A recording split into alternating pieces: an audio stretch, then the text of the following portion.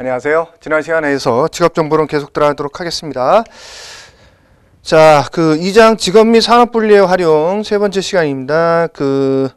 우리 교재 63페이지에 보면 직업분리의 원칙이라는 게 나옵니다. 예, 굉장히 중요한 부분입니다.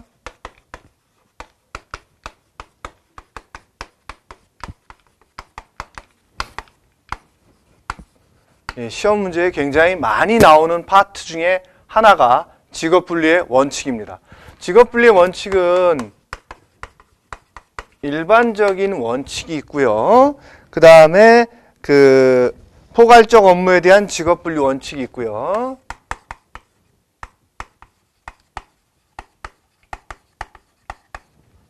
그 다음에 다수 직업 종사자에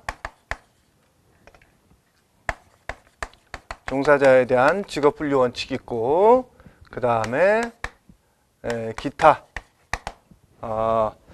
특수한 것과 일반적인 것, 뭐 이런 식의 순서 배열의 원칙이 있다. 순서 배열.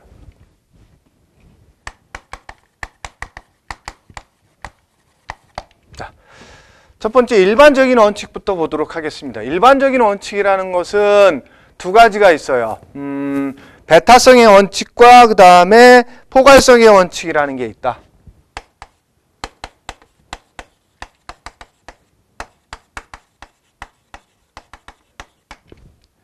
쉽게 얘기해서 제가 직업 분류를 반의 학생들 번호 배정해 주는 것 대비해서 몇 번 말씀드린 적이 있었죠. 그러면 예를 들어서 그 반에 홍길동이라는 아이가 한 명 있다. 다른 사람이 또 없다. 그러면 그 아이는 배타적인 거죠. 남들과는 다른 거죠. 네. 어쨌든 직업이라는 건 본인이 가지고 있는, 그 직업이 가지고 있는 고유한 특징을 다른 직업은 똑같이 보유하고 있지 않은 거죠. 그게 배타성인 거예요. 쉽게 얘기해서. 그 다음에 포괄성이라는 거는 내가 그 반에 속해 있지 않으면 그 반에서 번호를 부여받지 못한 거죠. 마찬가지로 그 직업이라는 테두리 내, 전체적인 테두리 내에 들어가 있지 않다 그러면 어떻게 되는 거예요? 직업 분류로 들어갈 수 있습니까? 없습니까? 없죠. 이게 포괄성입니다. 포함되어야 된다는 포함. 그게 포괄성이라고 보시면 될 것 같아요. 그래서 배타성이라는 것은 배타성이라는 것은 그 직업에서만 독특하게 나타나는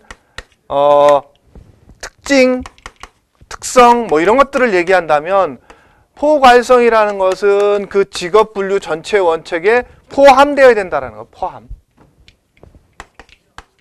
네, 이게 직업 분류의 일반적인 원칙입니다. 쉽게 얘기해서 직업이란 전체 어떤 그 직업이라는 것을 이렇게 하나하나 이렇게 분류할 때 두 가지 원칙이 들어갈 수 있다는 거고요. 두 번째, 포괄적인 업무라는 건 뭐냐면, 쉽게 얘기해서 동네 빵집을 운영하시는 사장님이 있다. 그러면 빵을 굽기도 하고 판매도 하고 또 필요할 땐 배달도 다니시고, 그 다음에 또 사모님이 뭐 예를 들어서 카운터를 맡는데 뭐 아파서 뭐 안 나왔다. 그러면 본인이 카운터에서 계산원이 되기도 하겠죠. 그 다음에 또 빵집에 찾아오시는 분들은 어떻게 해요? 빵을 서비스 해드려야 되겠다. 갖다 드려야지, 테이블에. 서비스 종사자예요. 판매 종사자가 될 수도 있고 서비스 종사자가 될 수도 있고, 어쨌든 빵집을 운영하는 관리자로서의 역할도 할 수 있을 거예요. 여러 가지 일을 한다라는 거예요. 그게 포괄적인 업무 종사자입니다. 이럴 때 그 빵집 주인을 직업을 뭐로 결정할 것이냐예요. 빵집 주인이라는 직업은 없습니다. 쉽게 얘기해서 빵집 주인은 고용 형태지 직업 분류가 아닙니다. 네, 그래서 빵집 사장님이라 이런 표현은 좀 그런 거죠.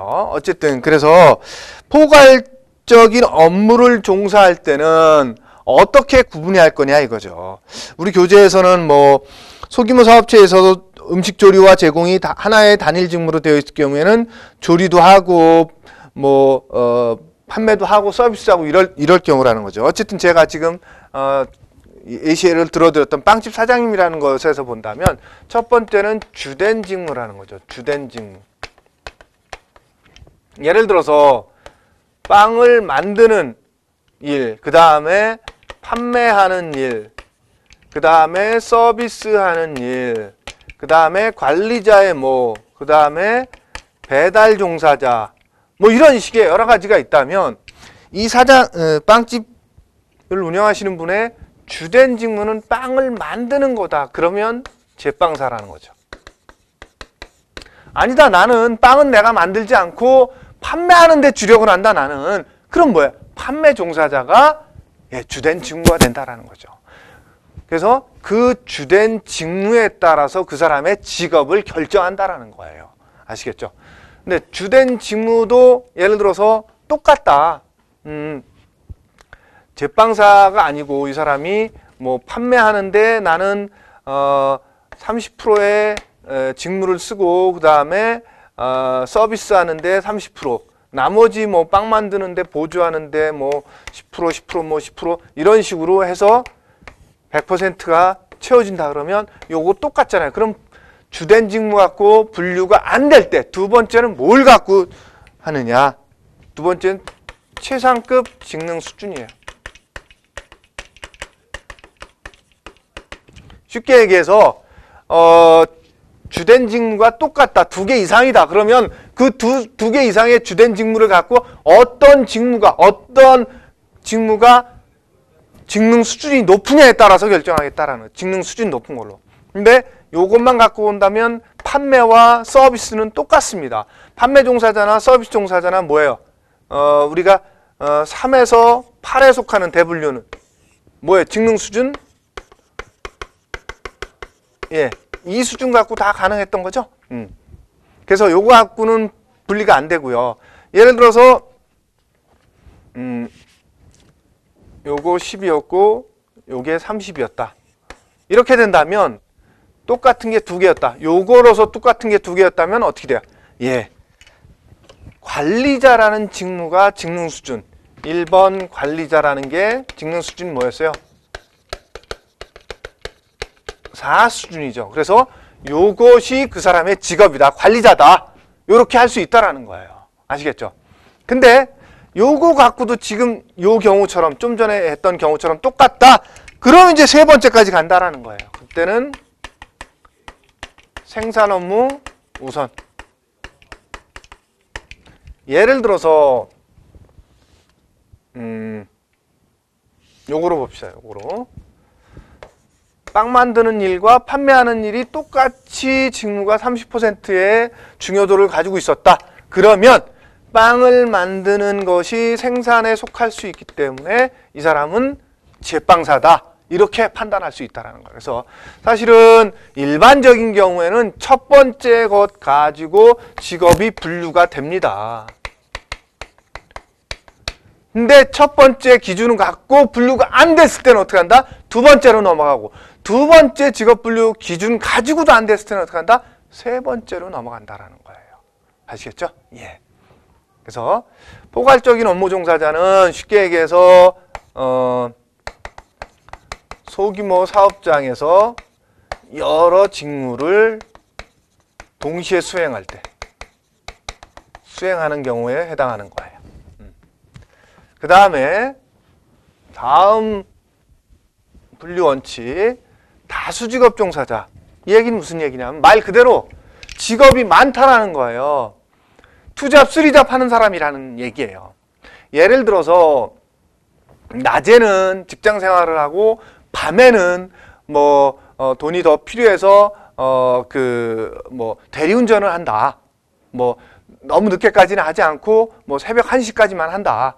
그리고 내가 그 이후에 잠을 자고 또 아침에 출근한다. 뭐 이런 식의 직업을 가진 사람이 있다고 예를 들어 봅시다.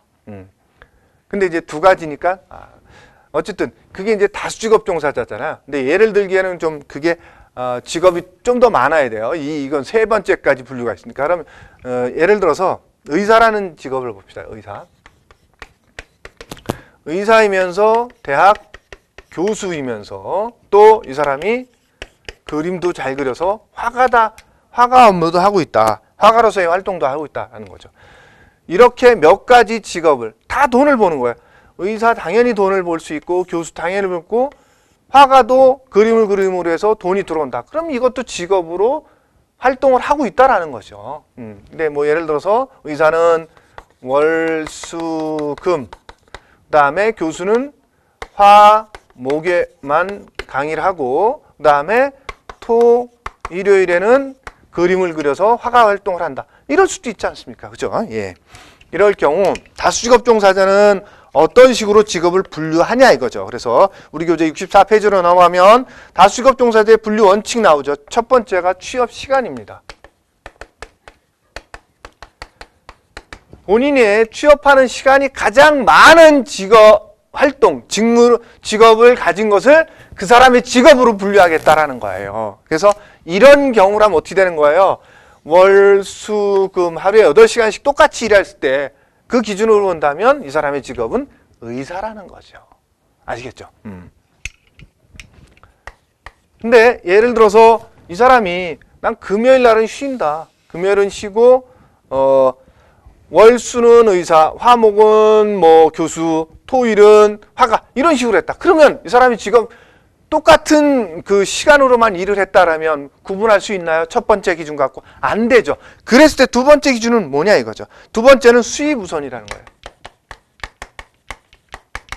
이렇게 똑같이 하루에 8시간씩 16시간, 16시간 똑같이 세 가지를 다 일을 했다.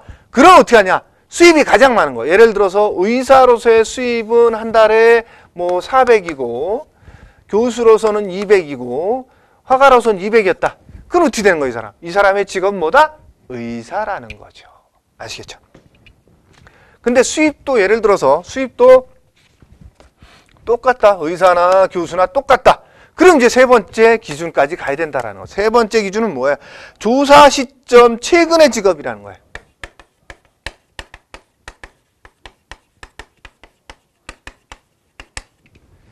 예를 들어서 똑같이 화가로서도 뭐 400씩을 본다.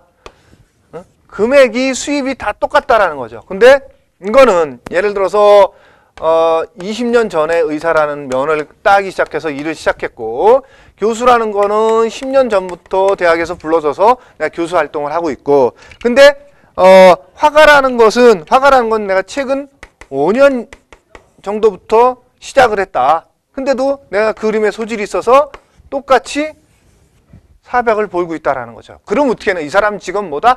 조사 시 최근 직업이라 그랬어요. 그럼 최근에 시작한 건 뭐예요? 화가죠, 화가.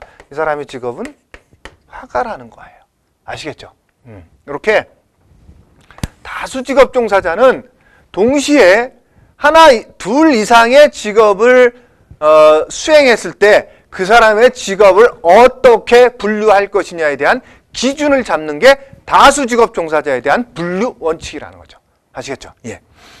그 다음에 순서 배열입니다. 순서 배열. 순서 배열이라는 건 뭐냐면 쉽게 얘기해서 아까 이제 그 전에 얘기했던 거랑 똑같은 얘기예요. 이게 무슨 얘기냐면 학급에 학생이 30명 있는데 번호를 부여해 주는데 키 순으로 할 것이냐 아니면 가나다 순으로 할 것이냐 아니면 동네 이름 순으로 할 것이냐 뭐 이런 여러 가지 순서에 의해서 할 수도 있잖아요. 그죠?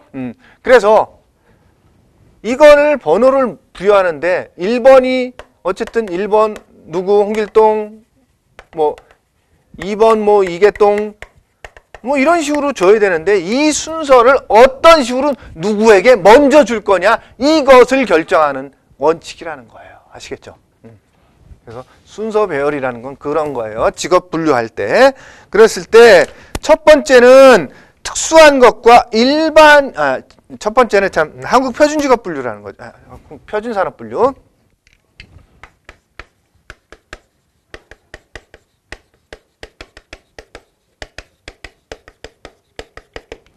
이제 산업 분류에 의해서 먼저 나오는 산업, A산업, 산업은 대분류가 알파벳으로 되어 있어요. A산업, B산업, C산업, D산업 뭐 이런 식으로 나오는데 A산업에 속하는 직업이 가라는 직업이 있고 B산업에 뭐 이렇다. 그러면 똑같은 거라도 산업이 먼저 나왔기 때문에 가라는 직업부터 먼저 순서를 매겨줘라. 이런 얘기예요. 아시겠어요? 네. 산업 분류 순서에 의해서 먼저 나오는 산업에 있는 직업부터 어떻게 해줘라? 그 직업부터 순서를 먼저 정해줘라. 이런 뜻인 거예요. 그 다음에 두 번째는 특수와 일반이 있다면 특수한 것부터 먼저 주라는 거예요. 예를 들어서 우리 교재에 나오는 것처럼 64페이지 중간에 박스 있죠. 그래서 뭐 연구원이라도 생명과학 연구원이 있고 그 다음에 자연과학 연구원도 있는데 뭐 특수 분야 연구원이 있다. 그러면 그 특수 분야부터 먼저 주라는 거예요. 그래서 생명과학이 일반 자연과학 연구원보다 좀 특수하다. 그러면 순서를 먼저 주라는 거예요. 이해되십니까? 예. 그게 특수와 1번의 원칙이고요. 그 다음 세 번째는 고용자 수와 그 다음에 직능 수준, 직능 유형을 고려해 주라는 거죠.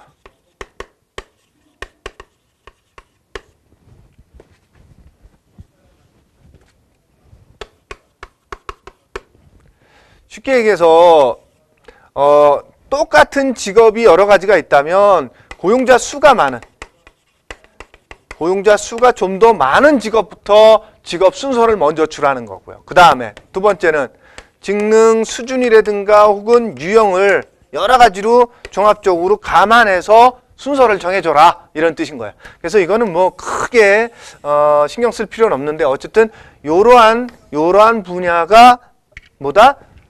직업을 분류할 때 순서를 누가 먼저 줄 것이냐에 대한 것이란 거죠. 어쨌든 이 직업 분류 원칙은 아무리 강조해도 지나치지 못하는 게 시험 문제로 아주 많이 출제된다라는 거예요. 그래서 특히 많이 출제되는 게 요거 포괄적인 업무와 그 다음에 다수 직업 종사자의 직업 분류 원칙이라는 거죠. 아시겠죠? 그래서 요건 아예 이 두 가지는 반드시 기억하셔야 됩니다. 그래서 포괄적인 업무에 있어서는 주된 직무가 첫 번째, 그 다음에 최상급 직능 수준, 그 다음에 생산 업무 우선, 그 다음에 다수 직업 종사자는 취업 시간 우선, 그 다음에 수입 우선, 그 다음에 세 번째가 조사 시 최근 직업이라는 거죠. 아시겠죠? 자, 그 다음엔 특정 직종의 분류 요령을 보도록 하겠습니다. 특정 직종이라는 것은 일반적이지 않은 약간은 좀 특이한 것들이죠. 그래서 첫 번째가 행정관리 및 입법적 기능 수행 업무 종사자. 그래서 행정관리 및 입법 기능 수행자는 대분류 1번 관리자에 포함이 돼요. 그래서 주된 직무가 정책 결정, 법규 등의 입안 업무를 주로 하는 중앙 및 지방 정부 고위공무원 및 공사기업 관리자가 여기에 분류되고요. 등등등 포함되는데 맨 마지막에 나오는 것이 중요해요. 현업을 겸하는 경우에는 다른 사람의 직무 수행을 감독 및 관리하는 직무의 평균 근무 시간의 80% 이상을 종사하는 자만 관리자로 분류한다라는 거예요. 그래서 행정관리 및 입법적 수행, 기능 수행 업무 종사자일지라도 관리 업무의 전체 직무 시간 중에서 80% 이상이 관리 업무에 종사해야 뭐다? 관리자로 분류해 준다라는 거예요. 아시겠죠? 이거 다 지울게요. 이거 이제.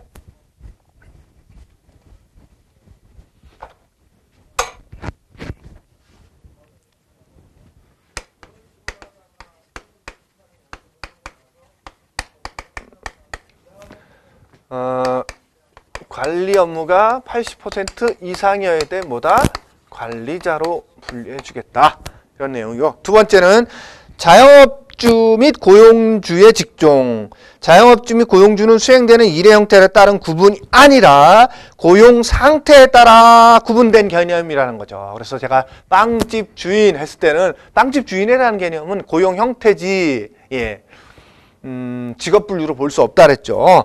그래서 그러므로 직업 분류에서 자영업주 및 고용주의 직업은 그들이 주로 수행하는 직무 내용이 관리자가 하는 일과 유사한가 아니면 동일 분야에서 종사하는 다른 근로자와 유사한 일을 하는가. 쉽게 얘기해서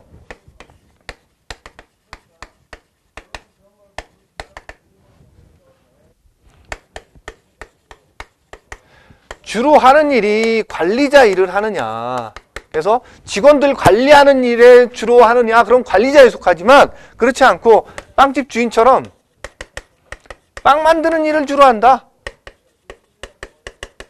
그럼 이 사람은 뭐예요? 관리자가 하는 건 뭐예요? 제빵사라는 거죠. 아시겠죠? 그렇게 분류한다라는 거예요. 그 다음에 감독 직종도 마찬가지예요. 감독 직종도 그 사람이 주로 감독 일을 하느냐, 그러면 관리자로 속할 수 있는데, 감독이 아니라 감독은 조금만 하고 같이 가서 일을 같이 한다. 그럼 어떻게 해요? 그 일에 하는 종류에 따라서 분류해 줄 수 있다는 거예요. 예를 들어서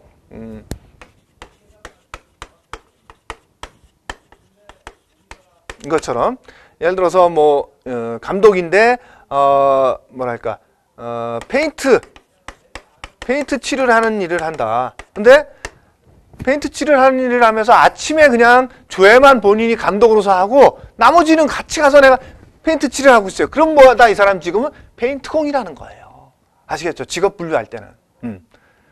물론 사회에서 봤을 때는 감독이죠. 감독. 감독, 반장, 뭐 직장, 조장 뭐 이런 식으로 불려지겠죠. 그러나 직업 분류에서는 뭐다? 페인트공이라는 거예요. 아시겠죠? 그 다음에 연구 및 개발 직종. 연구 및 개발 종사자는 대분류 2번 전문가 및 관련 종사자에 속하는데, 다만 연구자가 교육에 종사할 경우에는 교육 전문가 및 관련직으로 분류한다라는 거죠. 그 다음에 공무원 직종. 관공서의 기관장은 직급과 상관없이 관리자 직군으로 구분해야 한다. 관공서, 그러니까 부서장, 관공서의 그 기관장.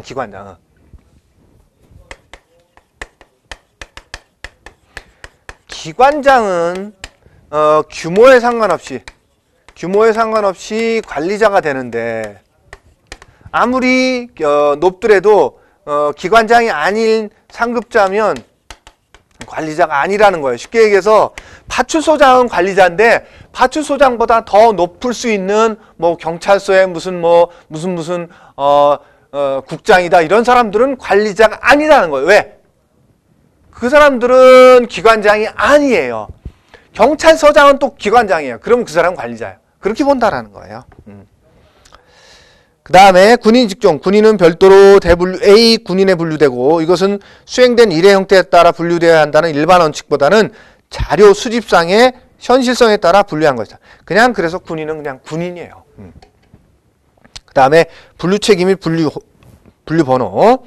직업 분류는 세 분류를 기준으로 상위에는 서분류, 중분류, 세분류로 구성되고, 이 얘기는 무슨 얘기냐면, 예를 들어서 1, 2, 3, 4라는 분류 코드가 있다라면, 이게 대분류 코드고, 중분류 코드고, 소분류 코드고, 이게 세분류 코드라는 거죠. 그래서 기준은 이 서분류 코드를 위로 올라갈 때, 상으로 올라갈 땐 중소세가 있고, 세분류 코드로 밑으로 올라갈 때는 세세분류 코드가 있다라는 거예요. 그 얘기입니다. 그래서 세분류를 요거를 기준으로 했을 때 위로 올라가면 대중소, 그 다음에 밑으로 내려가면 세세분류 코드로 구성되어 있다라는 거죠. 그래서 각 항목은 대분류 10개, 대분류 10개라는 거는 1번 관리자, 9번 단순 노무종사자, A 군인 해서 1번부터 9번까지 9개, 그 다음에 A 해서 어떻게 해요? 대분류 코드가 10개라는 거죠. 그 얘기를 얘기하는 거고요. 그 다음에 중분류 52개, 소분류 149개, 세분류 426개, 세세분류 1206개로 구성되어 있다. 그게 이제 그 밑에 박스에 나와 있는 거예요. 그래서 대분류 코드 1번 관리자, 2번 전문가 및 관련 종사자, 3번 사무종사자 등등등 해서 9번 단순 노무종사자, A 군인 이렇게 되어 있죠. 그래서 10개. 그 다음에 중분류 코드가 1번 관리자 대분류 코드에 5개, 2번 전문가 및 관련 종사자 코드에 중분류가 8개, 이런 식으로 해서 중분류가 52개, 소분류가 149개, 세분류가 426개, 세세분류가 1206개로 구성되어 있다. 이런 얘기예요. 그 다음에 분류 번호는 아라비아 숫자와 알파벳 A로 표시되며, 그죠? 여기 아랍의 숫자로 되어 있고, 그 다음에 알파벳 A로 되어 있죠. 그 다음에 대분류 한 자리, 중분류 두 자리, 대분류 한 자리, 그 다음에 중분류 두 자리, 그 다음에 소분류 세 자리, 세분류 네 자리, 이런 식으로 한다라는 거예요. 그 다음에 동일 분류에 포함된 끝 숫자의 항목의 숫자 9는 기타 혹은 그 외에 표시다. 그 외에 속한다라. 1, 2, 3, 4 뭐 이런 식으로 해다 9번이 있다. 1, 2, 3, 9다. 그럼 이 9번이라는 코드가 붙었다라는 뭐예요? 그 외에 혹은 기타. 예, 1, 2, 3이라는 그 항목 1번부터 시작해서 8번까지 여기에 그 어디에도 속하지 않는 것이 9번 코드에 속해 있다. 이렇게 이해하시라는 거예요. 그 다음에 끝자리가 0이면 해당 분류 수준에서 더 이상 세분되지 않는 항목. 그래서 예를 들어서 1, 2, 3, 0이다 그러면 더 이상 분류될 게 없어요. 그냥 3까지만 가도 된다라는 거예요, 사실은. 그 밑엔 더 이상 분류할 게 없다라는 거예요. 0이라는 뜻은. 아시겠죠? 예, 그렇게 보시면 됩니다. 그 다음에 66페이지로 넘어오면 직업 대분류 개념, 대분류별 개념에서 우리가 직업 대분류별 해서 나오는 것들이 나와요. 대분류 1번 관리자. 관리자라는 뭐예요? 말 그대로 관리하는 일을 하는 사람들을 관리자라고 얘기할 수 있겠죠. 그죠?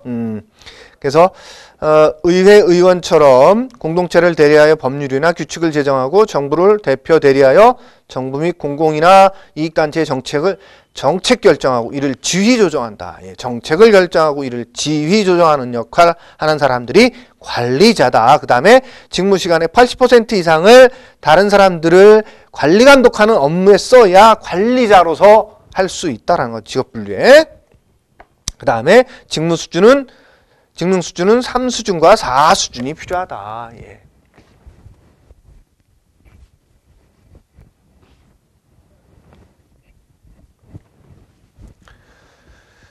예, 관리자.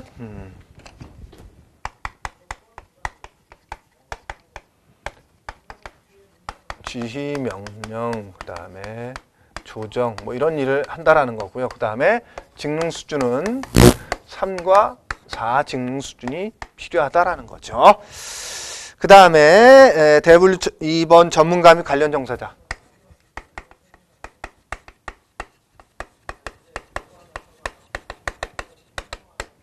이 사람들은 주로 관리자의 지휘 감독을 받는 경우, 지휘자가 아니라 주로 자료의 분석과 관련된 직종으로 물리, 생명과학 및 사회과학 분야에서 높은 수준의 전문적 지식과 경험을 기초로 과학적 개념과 이론을 응용해서 해당 분야를 연구, 개발 및 개선하고 집행한다. 주로 연구, 개발 및 개선하고 집행. 연구, 개발 분야에 많은 게 전문가 및 관련 종사자라는 거죠. 그 다음에 직능 수준은 주로 전문 지식을 이용하죠. 그 다음에 직능 수준 3과 4가 필요하다. 그 다음에 사무종사자. 사무종사자가 관리자의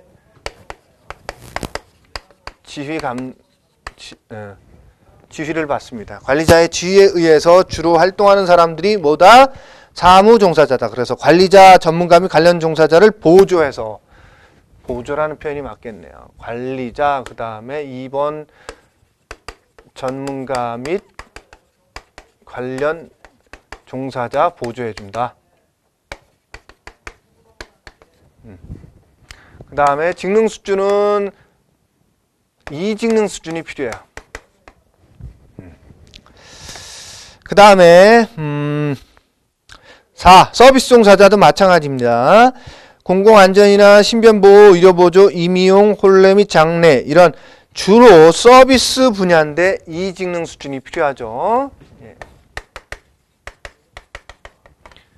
그 다음에 5번 판매 종사자. 말 그대로 판매 쪽에 이 사람들도 뭐다? 2직능 수준이죠.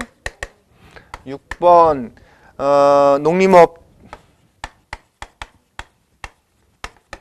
그 다음에 7번 기능원. 8번 기계장치 장치 및 장치 기계 조작 및 조립 종사자. 이 3번에서 8번에 속하는 사람들이 제2 직능 수준이 필요한 거죠. 네, 제2 직능 수준. 그 다음에 단순 노무 종사자, 예, 제1 직능 수준 필요하고요. 그 다음에 A 군인 직능 수준과 무관합니다.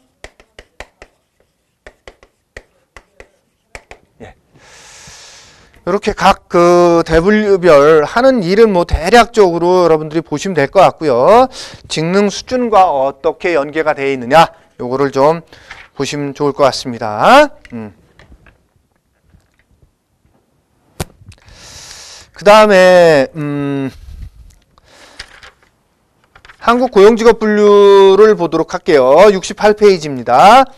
한국고용직업분류 개념은 한국표준직업분류는 직업 관련 통계조사를 통해서 직업 구조 파악을 위한 것이나 한국고용직업분류는 직무 유형에 따라 교육 및 자격 요건, 작업 환경 등의 정보를 제공함으로써 취업 알선이나 등 노동시장의 직업정보 체계 구축을 위한 것이다. 그래서 한국표준직업분류가 통계 목적에 의해서 나왔다면 한국고용직업분류는 어떻게 한다? 예, 취업 알선이나 이런 것들을 목적으로 해서 나온 것이다. 이렇게 이해하셔도 된다라는 거죠. 그래서 개발 목적은 노동시장 수요에 적합한 분류 체계를 설정해서 직업에 대한 정보를 효율적으로 제공하는 것이다. 그래서 직업 정보를 효율적으로 제공하기 위해서. 그 다음에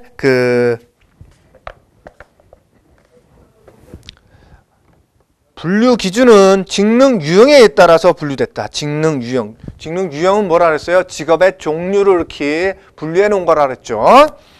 그 다음에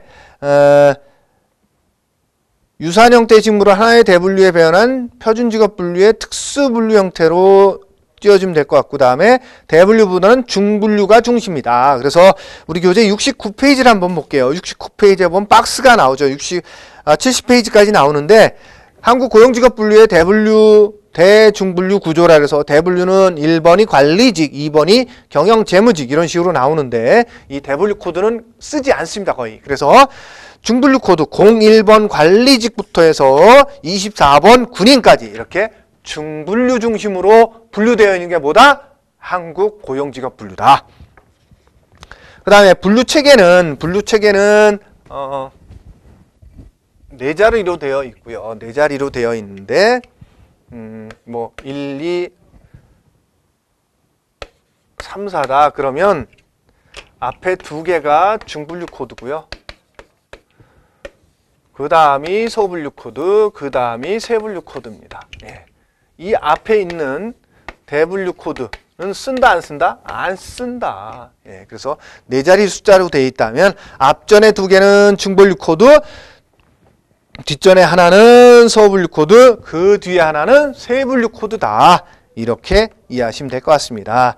그래서 구성은 대분류 7개인데 이거 쓰지 않고요. 중분류 24개, 그 다음에 소분류 139개, 세분류 429개로 구성되어 있다.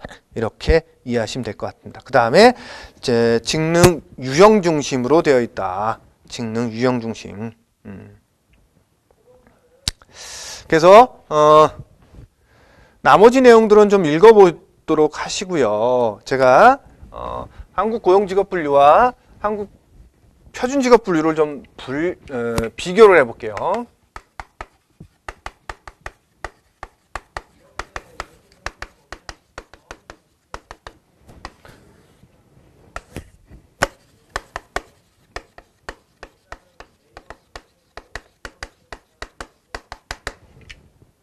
네, 그래서 한국표준직업분류와 한국고용직업분류가 여러분들 입장에서 되게 헷갈릴 수 있어요. 그래서 중심분류 체계는 한국표준직업분류는 대분류 중심이에요. 근데 한국고용직업분류는 중분류 중심이에요. 예. 그 다음에 그래서 보통 대분류가 직능 수준 중심이죠. 그 다음에 중분류는 직능 유형 중시입니다. 그 다음에 작성 기관은 통계청에서 이 데이터를 작성해죠. 근데 한국고용직업분류는 분류를 한국고용정보원에서 해요.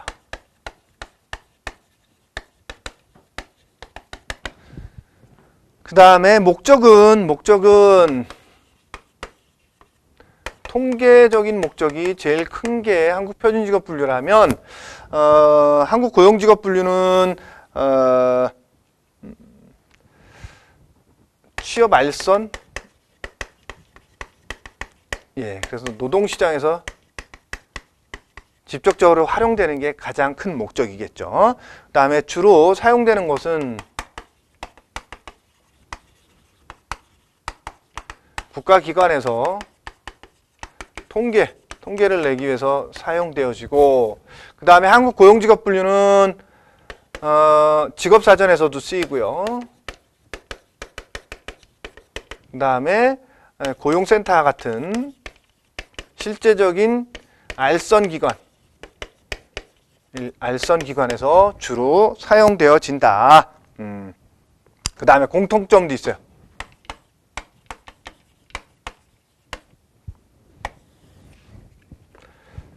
공통점은 코드 번호가 4자리로 되어 있다. 근데 한국표준직업분류는 대분류부터 시작하고 한국고용직업분류는 중분류부터 시작한다. 요 차이가 좀 있다라는 거죠. 요거 그 교재는 안 나와 있는데요. 여러분들이 좀 뭐랄까 시험에도 혹가다 나올 수 있을 수 있고요. 그 다음에 한국표준직업분류와 한국고용직업분류를 이해하시는데 도움이 될까 해서 이 자료 올립니다. 보시면 조금 더 이해가 되시려나요? 이해가 되시기를 도움이 되셨으면 좋겠습니다. 이 시간에 여기까지 하고 마치도록 하겠습니다. 수고하셨습니다.